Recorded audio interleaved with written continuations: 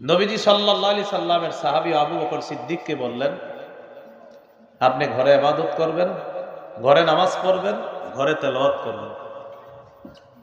তিনি ঘরে ইবাদত করা শুরু করলেন, ঘরে কোরআন তেলাওয়াত করে, ঘরে নামাজ পড়ে।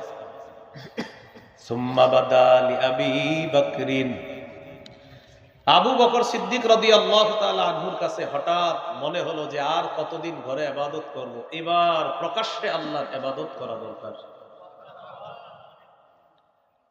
ফাবতানা মসজিদান বিফিনাই দারি, আবু বকর সিদ্দিক রাদিয়াল্লাহু তাআলা আনহু তার ঘরের আঙিনায় একটা ছোট্ট মসজিদ বানাইলেন, কারণ তাকে তো কাবা চত্বরে নামাজ পড়তে দিবে না, তাই ঘরের আঙিনায় ছোট্ট একটা মসজিদ বানাইলেন।